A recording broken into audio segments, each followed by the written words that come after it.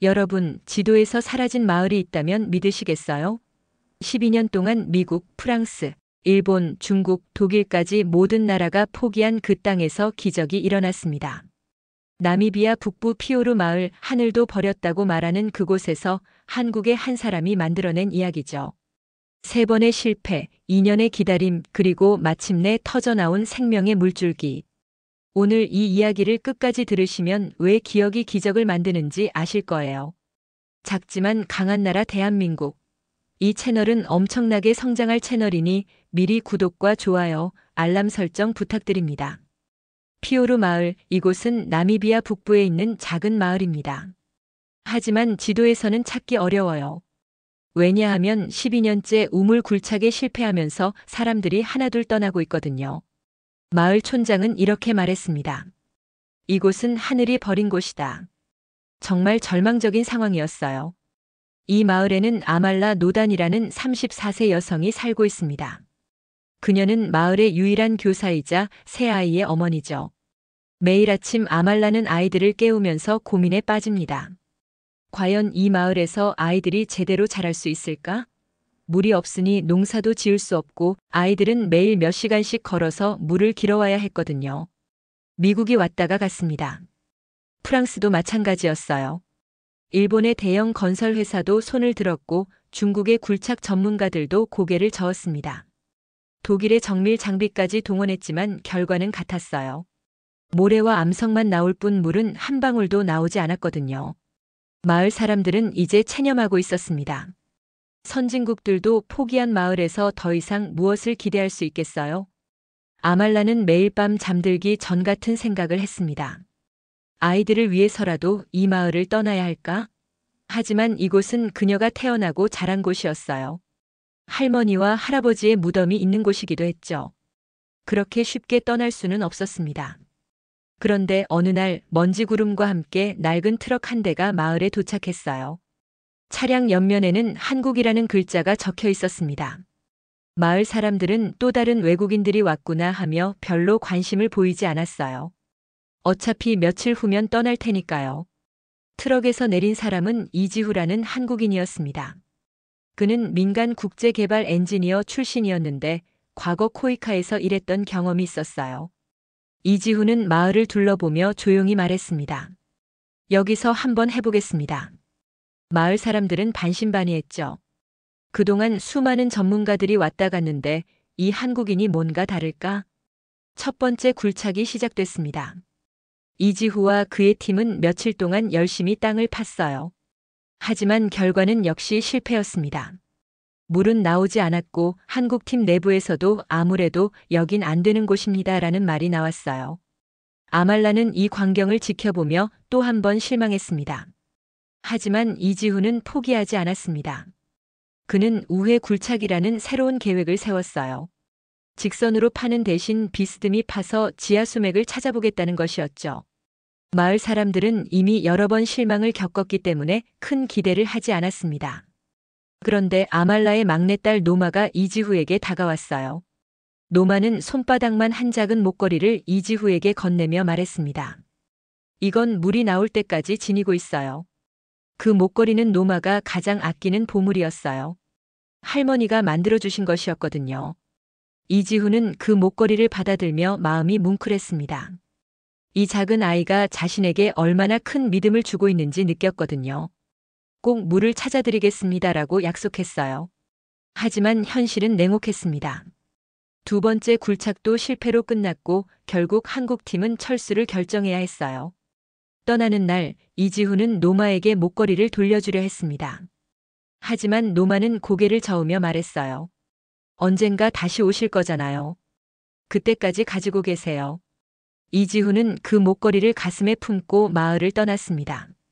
마음속에는 언젠가 반드시 돌아오겠다는 다짐이 있었어요. 2년이 흘렀습니다.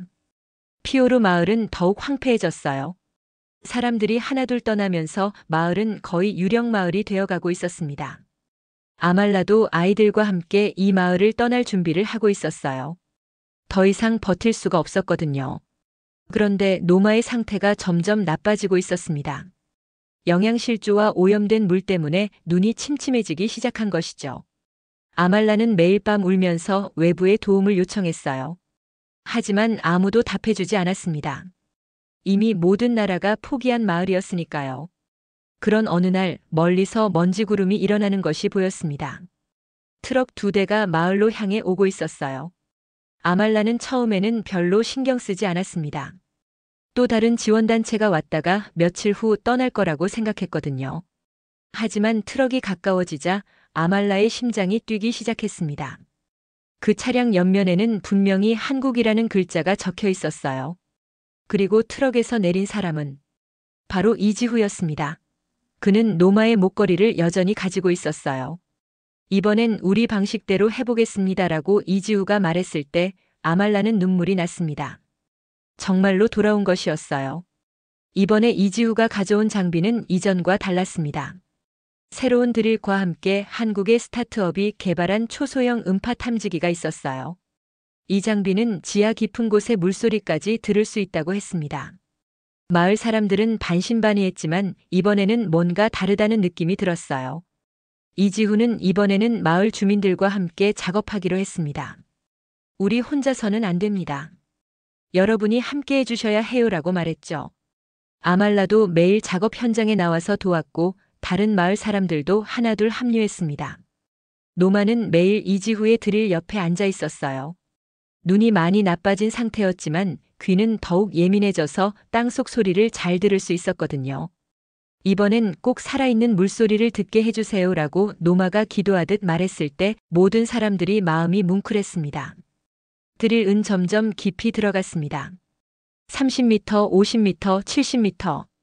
이전보다 훨씬 깊이 파고 있었어요.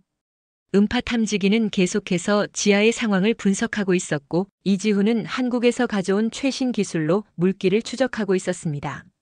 마을 사람들은 매일 작업 현장을 지켜보며 기도했어요. 드릴이 93m에 도달했을 때였습니다. 목표 수심까지 거의 다 왔다고 생각하는 순간 딱딱한 안반층에 부딪혔어요. 드릴이 더 이상 들어가지 않았습니다. 또다시 실패의 벽에 막힌 것이었죠. 이지후는 절망했습니다. 다시 실패인가? 그는 혼자 중얼거리며 고개를 떨어뜨렸어요. 마을 사람들도 침묵했습니다. 이번에는 정말 다를 거라고 기대했는데 결국 같은 결과였거든요. 세 번째 시도마저 실패로 끝나는 것 같았습니다. 아말라는 노마를 껴안고 눈물을 흘렸어요. 딸의 눈은 이미 많이 나빠진 상태였고 더 이상 이 마을에서 버틸 수가 없었거든요. 이제 정말 떠나야겠다고 마음먹었습니다. 다른 마을 사람들도 마찬가지였어요. 마지막 희망마저 사라진 것 같았습니다. 이지후도 장비를 정리하기 시작했습니다. 스타트업에서 개발한 음파 탐지기도 포장하고 드릴도 철수 준비를 했어요. 그런데 마음 한구석에는 아직 포기할 수 없다는 생각이 있었습니다. 노마가 준 목걸이를 만지작거리며 그는 마지막으로 뭔가 할 수 있는 일이 없을까 고민했어요. 그때 50대 이상 어르신들이 이지후에게 다가왔습니다. 젊은이, 우리가 어릴 때 이 땅에는 분명히 물이 있었소. 포기하지 말고 한 번만 더 시도해보지 않겠나? 그들의 눈에는 간절함이 가득했어요. 모든 장비를 철수하는 중이었습니다. 그런데 음파 탐지기가 갑자기 미세한 소음을 잡아냈어요. 아주 작은 신호였지만 뭔가 다른 소리였습니다. 이지후는 귀를 기울이며 음파 탐지기를 다시 확인했어요. 잠깐만요. 이지후가 소리쳤습니다. 그리고는 모든 사람들에게 조용히 해달라고 부탁했어요. 음파 탐지기가 포착한 신호를 자세히 분석해 보니 안반층 아래쪽에서 아주 희미한 물소리가 들리고 있었습니다. 노마가 이지후에게 다가와서 말했어요. 저도 들려요. 아주 작은 물소리가요.